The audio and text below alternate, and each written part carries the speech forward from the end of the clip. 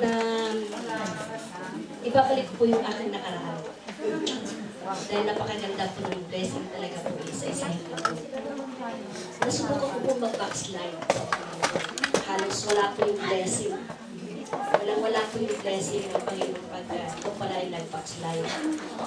Talagang nandun po yung mga katakot-takot na bayarin, walang pagkain.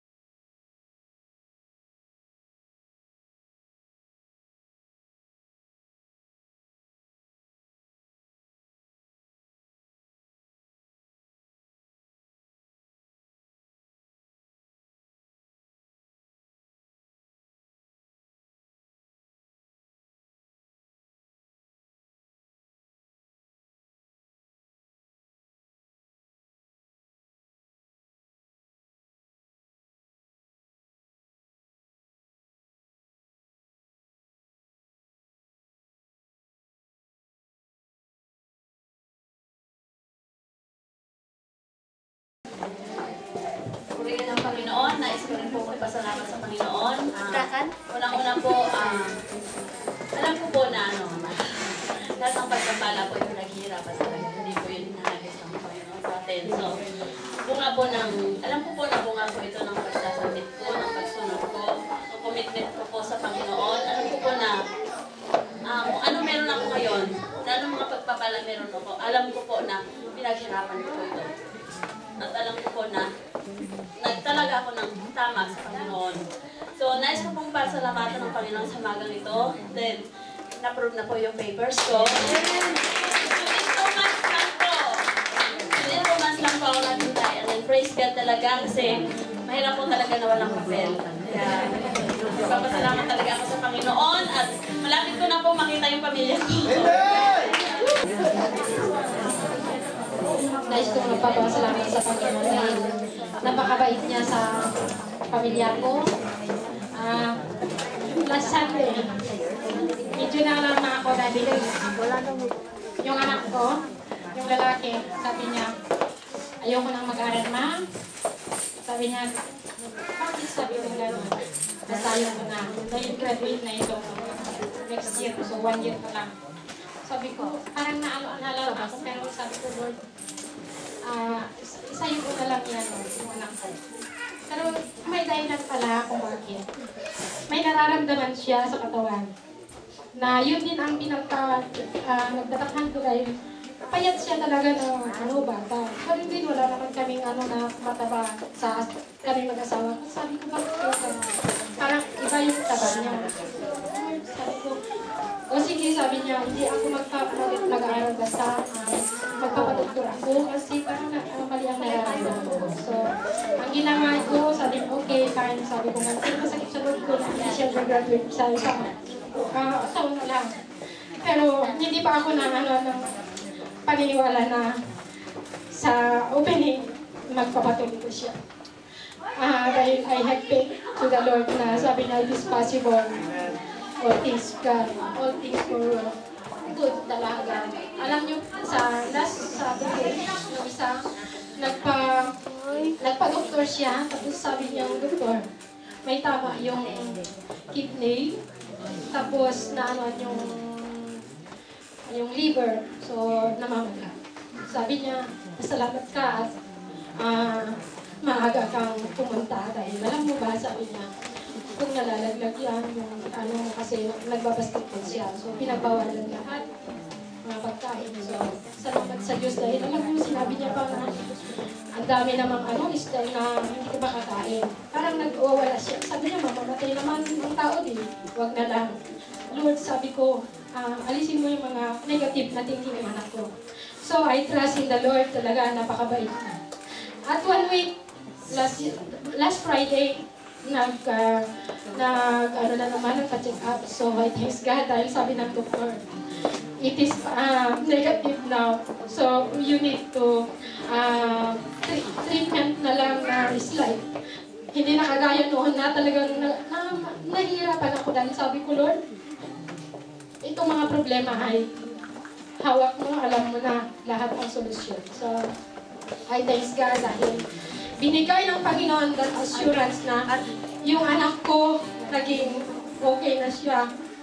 1 week lang na nag-take ng medicine and I know that the prayers of righteous ibibigay ng Panginoon. Kaya naniniwala po ako sa Panginoon na binibigay niya ang kalutasan ng mga problema. So salamat sa Panginoon sa healing. I would like to pray for the son right now. I-extend natin ang kamay natin sa kanya. And we will claim the instant healing. Yes. In the name of Jesus, we believe that you are our powerful God. Lord, you are our great physician. Yes. Our Jehovah Rapha. Yes. And Lord, right now we speak word of blessing to the son of our sister Julie. And we claim, Father, your miraculous intervention. That her son will be able to continue to go to school. Because he will receive your instant healing even right now. And we claim your victory now, Lord. We claim the answer to that prayer in Jesus' name. Amen. Hallelujah. Gusto ko rin po magpasalamat sa mga blessings. The past 2 weeks, marami pong favor natanggap. Na-share ko po ito sa Saturday group noon. Nag-share ako. Sinare ko kung paano po ako nag-disobey. Nag-disobey po ako sa pagbibigay ng aking offering. Yes, patuloy po yung tithes ko, pero meron po kasi akong pledge na doon po ako nag-disobey. And then, lagi kong nagtatanong kung bakit kaya yung mga dinidesire ng puso ko is napakahirap ngayon. Although nung umuwi ako ng Pilipinas talaga, talagang binibigay ko ang tithes ko, meron po yung faith pledge ko. Pero nung bumalik ako, nag-stop ko yung offering ko. So sabi ko, bakit kaya, nagtanong talaga ako bakit kailangan mo pang mag-dig talaga ng effort bago mo maano yung blessings. So, namulat po ako yung sa lesson ko kasi noon na shinare ko is para sa akin pala yun. So, binigay ko po ulit yung offering ko aside from my tithes. And then, ito po yung yung kasagutan. Hallelujah! Kasi ang desire ko po talaga is makuha ko ang mga kapatid ko dito. And also, lagi ko pong kasama sa prayer ang mga employers ko. Last Thursday po, pumunta na kami sa abogado. Hindi po yung amo ko ang pipirma, pero kaibigan po niya. Tapos abogado po, yung company nila ang gumawa ng mga papeles, free po yun. At hindi po ang kapatid ko magtatrabaho sa kanila pag nakuha dito. Gusto lang po talaga nilang kunin ang kapatid ko. So, nung nasa office kami ng abogado, masyadong binindap ata ng senyora ko ang mga Pilipina. Ang dami niyang sinabi pero hindi ko po naintindihan kasi Spanyol. Tapos sabi na isang abogado doon, okay, pag dumating ang kapatid niya, ako yung gagawa ng contract magtatrabaho sa akin ang kapatid niya. So sabi ko, Lord, maraming salamat kasi wala pa po dito ang kapatid ko. May darating na siyang trabaho. And one thing ko, yung napakalaking pasasalamat ko sa Panginoon para sa buhay ng aking mga employers. Lately kasi napapansin ko, kasi pianista po both my employers. Sabi ko, bakit ang senior ko ngayon is iba ang mga tinutugtog, nagpa-practice. Tapos nung tumutugtog siya, sabi ko, bakit mga pang-worship? Yung mga kinakanta talaga nito. Kaya habang tumutugtog siya, kumakanta rin ako kasi alam ko yung mga tinutugtog niya. Tapos sabi ko sa senyora ko nung dumating, Senyora, bakit? Alam mo yung tinutugtog ni senyor? Yung po yung kinakanta namin sa church, sabi ko. Tapos sabi ko, ay Marisa, yes! Gumana ng senyora ko. Kasi renewed Christian na kami ngayon.